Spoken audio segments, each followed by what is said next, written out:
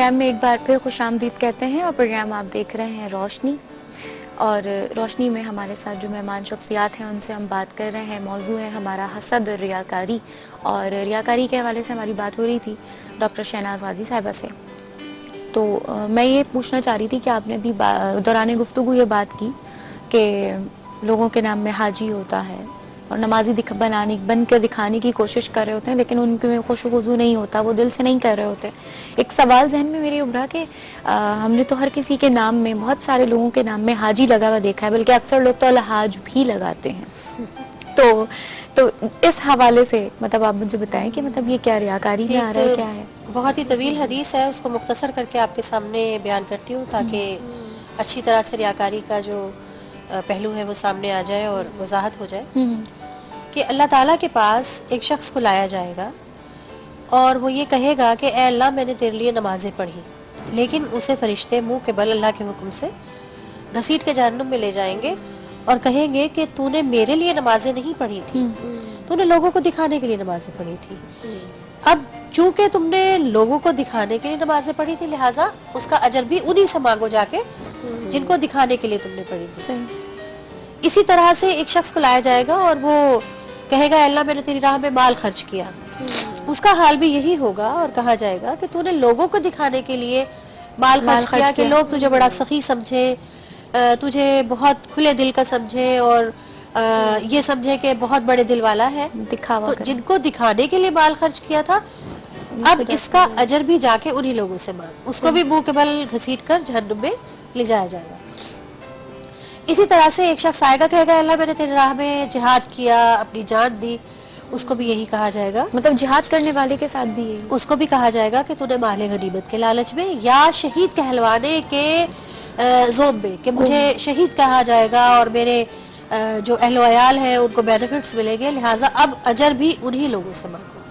اب دیکھیے کہ یہ تین کام یہ ضروری ہے، تین کام تھے، جی ہاں یہ تین کام اصل میں یہ بات ہوتی ہے نیت کی۔ جی آپ عمل تو وہی سارے کر رہے ہیں نا، لیکن ایک نیت آپ سے اللہ کا اجر چاہنے کی ہے، اور دوسری نیت یہ ہے کہ اس سوسائٹی میں آپ کی واہ واہ ہو کہ واقعی یہ کتنا نمازی ہے، یہ کتنا پرہیزگار ہے، یا دیکھو اس نے اللہ کی راہ میں جو ہے اپنی جان تک دے دی۔ اب یہ نیت کا معاملہ تو میرا اور اللہ کا ہے، اسی لیے کہا گیا نا ہے کہ اعمال کا دار و مدار نیتوں پر ہے۔ آپ بعض اوقات بہت اچھے اعمال کرتے ہیں لیکن نیت محض آپ کی دکھاوا ہوتی ہے، اور آپ بعض اوقات بہت چھوٹا سا عمل بہت مشکلوں سے کرتے ہیں جس کا حال اللہ ہی کو پتہ ہوتا ہے، اور اللہ پھر آپ کے اس عمل کی قدر کرتا ہے۔ تو اللہ کو معلوم ہے کہ اس نے اس راہ میں اپنی جان کیوں دی ہے۔ اللہ سے تو کوئی چیز پوشیدہ نہیں ہے، ہم دنیا والوں سے پوشیدہ کر سکتے ہیں نا۔ صحیح بات ہے، نیتوں کا سلسلہ ہے۔ تو وہ جو حاجی والی بات تھی، آپ کی بات کمپلیٹ ہو جائے۔ اب حاجی کا جہاں تک تعلق ہے، ایک لطیفہ کہیں پڑھا تھا کہ ایک شخص نے کہا کہ میرے نام کے ساتھ نمازی لگا دو کیونکہ میں نمازیں پڑھتا ہوں، تو میرے نام کے ساتھ نمازی کیوں نہیں؟ اور جو ایک بار زندگی میں حج کرتا ہے اس کے نام کے ساتھ حج کیوں نہیں؟ لیکن بہرحال لطیفہ اپنی جگہ ہے۔ اگر تو اس نے اس نیت سے اپنے نام کے ساتھ حاجی لگایا کہ لوگ اسے حاجی سمجھے، تب تو ریاکاری ہے۔ لیکن جو ہمارے ہاں ایک روایت ہے کہ جو بھی حج کر کے آتا ہے اور اسے حاجی کہا جاتا ہے تو اس میں کوئی مذائقہ نہیں۔ لیکن ایک بات یہ ہے کہ حاجی لگایا ہی کیوں جاتا ہے؟ کیونکہ ایک رواج نماز ہے نا، ایک رواج پڑھ رہے ہیں، وہ بات بھی مطلب ایک لطیفہ تو ہے وہ، لیکن اس میں ایک آپ دیکھیں نا کہ بات ہے بھی تو صحیح کہ جو نماز پڑھا پھر وہ بھی نمازی لگانا شروع کر دے، جو روزہ رکھ رہا ہے وہ روزے دار بولنا شروع کر دے۔ تو ہر اصل میں نماز تھوڑی سی وضاحت یہ ہے کہ نماز جو ہے ہر مسلمان پر فرض ہے، غریب امیر بیمار جو بھی ہے، لیکن یہ حج جو ہے وہ صاحب استطاعت پر زندگی میں ایک بار فرض ہے اور ایک مشکل عبادت ہے۔ تو اس وجہ سے لوگ جو رہتے ہیں وہ ایک محبت میں، ایک عقیدت میں ان کے ساتھ حاجی لگاتے ہیں، تو وہاں پھر وہ بات نیتوں کی آ گئی کہ جو ان کو حاجی کہہ رہے ہیں وہ بہت محبت میں ان کو حاجی کہہ رہے ہیں۔ اصل مقصد یہ نہیں ہے کہ پبلسٹی ہو کہ یہ حج کیے ہوئے ہیں اور حاجی لگایا جائے۔ دیکھیں نا، ہم اپنی محبت میں کسی کو حاجی بول رہے ہیں اور ایک شخص اپنے گھر کی نیم پلیٹ پر حاجی لکھوا رہا ہے، اس میں تو بہت فرق آ جاتا ہے۔ اس میں یہ ہے کہ حاجی ہونے سے لائبلٹیز اور زیادہ بڑھ جاتی ہیں، یعنی یہ صرف ایک نام نہیں ہے بلکہ اور ایک ٹائٹل نہیں ہے، بلکہ لائبلٹیز حد سے زیادہ بڑھ جاتی ہیں کہ حج کے لیے تو کہا گیا ہے نا کہ جو حاجی ہے جو حج کر کے آ جاتا ہے وہ اس طرح ہو جاتا ہے گناہوں سے پاک جیسے نیا پیدا ہوا بچہ.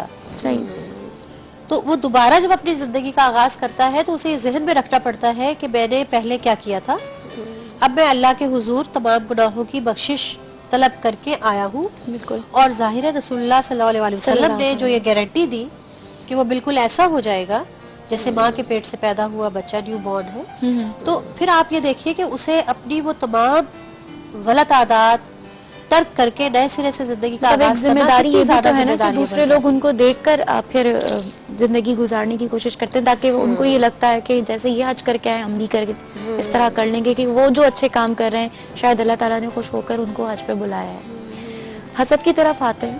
آپ نے کہا کہ حسد سے بچنے کے جو طریقے اللہ تعالیٰ نے بتائے ہیں تو حسد سے سب سے بڑا طریقہ جو بچنے کا ہے 3 طریقے میں بتاؤں گی. سب سے پہلا شکر ہے.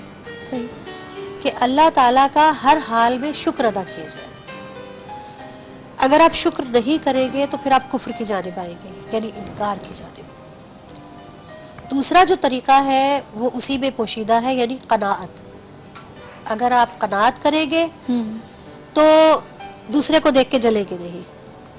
تیسرا طریقہ جو اللہ تعالیٰ نے بتایا ہے وہ ہے کوشش کرنا. آپ کو کوشش کرنے سے، آپ کو کسی چیز کے حصول میں جدوجہد کرنے سے منع نہیں کیا گیا. بالکل. تو یہ 3 چیزیں ہیں، اگر ان کو مد نظر رکھ کے انسان کوشش کرے اور یہ سوچے کہ میں نے یہ کوشش کی اور اللہ تعالیٰ نے جتنا مجھے دینا تھا رزق اتنا عطا کر دیا، اور جتنا عطا کیا ہے میں اس پہ صابر و شاکر ہوں اور قانع ہوں. صحیح. تو حسد کا جذبہ کبھی پیدا نہیں ہونے پائے گا، کیونکہ سورہ نساء میں یہ کہا گیا ہے، بلکہ منع کیا گیا ہے کہ جو لوگ خوشحال ہیں، جن پر اللہ تعالیٰ کی نعمتیں ہیں، ان کو دیکھ کر کبھی یہ نہ کہو کہ میرے پاس وہ چیز آ جائے، بلکہ اللہ کی راہ میں جدوجہد کرو، اللہ کی راہ میں کوشش کرو تاکہ تمہیں بھی وہ چیز عطا کی جا سکے. ابھی میں اس میں اور بات میں سوالات ہیں لیکن میں بتاتی چلوں ناظرین، آپ ہمارے اس پروگرام میں شامل ہو سکتے ہیں کالز کے ذریعے، اور نمبرز آپ کو اسکرین پہ نظر آ رہے ہوں گے. ساتھ ساتھ آپ SMS بھی کر سکتے ہیں. روشنی لکھیے اور اسپیس دیجیے اور اپنا میسج ٹائپ کیجیے. میسج ٹائپ کرنے کے بعد اپنے شہر کا نام، اپنا نام ٹائپ کر کے 4646 پر آپ بھیج سکتے ہیں، اور اس طرح آپ ہمیں ہمارے پروگرام کو جوائن کر سکتے ہیں. ہمیں بتا سکتے ہیں کہ آپ کو کیسا لگ رہا ہے پروگرام اور آپ کیا کچھ کہنا چاہیں پروگرام کے حوالے سے. اس کے علاوہ فیس بک پہ بھی آپ ہمارا جو پیج ہے اس کے حوالے سے آپ اس پہ بھی اپنی آراء سے ہمیں نواز سکتے ہیں، بتا سکتے ہیں کہ کس طرح سے پروگرام اچھا کیا جا رہا ہے، پسند آ رہا ہے یا نہیں آ رہا ہے. کیونکہ یہاں پر ہم آپ کی آراء کو بھی لے کر چلتے ہیں، اور آپ کی جو پسندیدگی ہے، آپ کی جو ناراضگی ہے، وہ سب چیزیں بھی ہم دیکھ رہے ہوتے ہیں ساتھ ساتھ. تو اچھا لگے گا کہ آپ ہمارے پروگرام میں شامل ہوں، جس طرح ہم آپ کے ساتھ آپ کے صبح میں آپ کے ساتھ شامل ہیں، آپ کے گھروں میں آپ کے ساتھ باتیں کر رہے ہیں. آپ کو بہت اچھی اچھی باتیں ہمارے مہمان شخصیات کے ذریعے پتہ چل رہی ہیں. ڈاکٹر صاحبہ، یہ ایک ذہن میں سوال آتا ہے کہ حسد اگر ہو جائے تو حسد سے کس طرح بچا جائے؟ ڈاکٹر فرزانہ صاحبہ سے میں بات کر رہی ہوں. اچھا، پہلی بات تو یہ ہے کہ حسد ہو جائے یہ کیسے پتہ چلے گا کہ ہمیں حسد ہو گیا ہے؟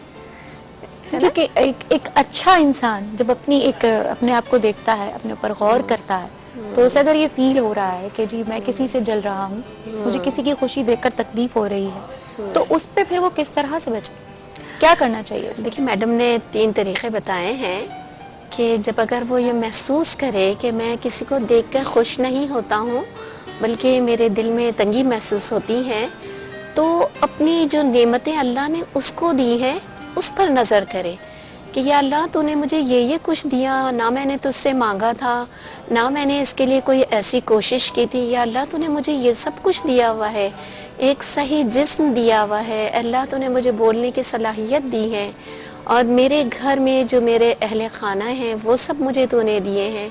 مطلب کس چیز پر وہ نظر ڈالے تو پھر وہ بھول جائے گا کہ دوسرے کو اللہ نے کیا نعمت دی ہے. وہ اپنی نعمتوں پر ہی شکر ادا کرنے سے عاجز ہے جو اللہ نے اس کو دی ہے. اور پھر کسی کو دیکھ کر اگر اس کو واقعی زیادہ دل میں تنگی محسوس ہو تو خود اللہ تعالیٰ نے اپنے رسول صلی اللہ علیہ وسلم کو یہ کلمات سکھائے کہ وَمِن شَرِّ حَاسِدٍ إِذَا حَسَدَ، کہ اللہ میں حاسدوں کے حسد سے پناہ مانگتا ہوں.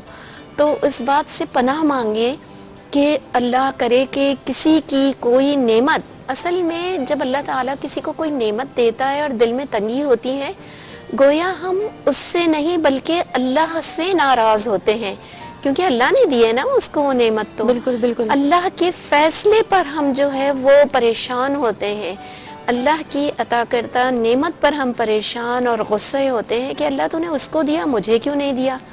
گویا اللہ نے نعوذ باللہ کوئی غلط کام کر دیا ہے جو اس کو دے دیا اور مجھے محروم رکھ دیا، جبکہ اللہ تو ایسا نہیں کرتا.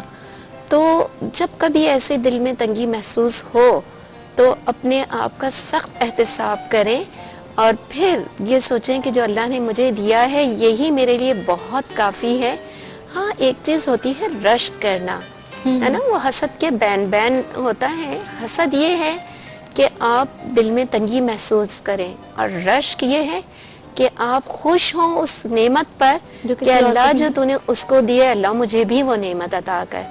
مثال کے دعا طور کی پر جائے، دعا کی جائے اللہ تعالیٰ سے، دعا کی جائے، اس کے لیے کوشش کی جائے اور اس بات پر شکر ادا کیا جائے اس کہ یا بات کو اللہ. ڈاکٹر صاحب اس بات کو کنٹینیو کریں گے. ہمارے ساتھ اس وقت گوجرا سے کال آئی ہے اور وہ ہیں یسرا. یسرا گوجرا سے ہیں، ان سے بات کرتے ہیں. السلام علیکم. وعلیکم السلام. کیسی ہیں؟ جی اللہ کا شکر ہے. آپ کیسی ہیں یسرا؟ بالکل ٹھیک. آپ سنائیں کیسی ہیں؟ آج بہت دیر بعد میری کال ملی ہے اور میں بہت خوش ہوں. آپ بہت پیاری لگ رہی ہیں ماشاء اللہ. اچھا جی، بہت شکریہ. پروگرام کے حوالے سے کچھ کہنا چاہیں گی، کوئی سوال کرنا چاہتی ہیں؟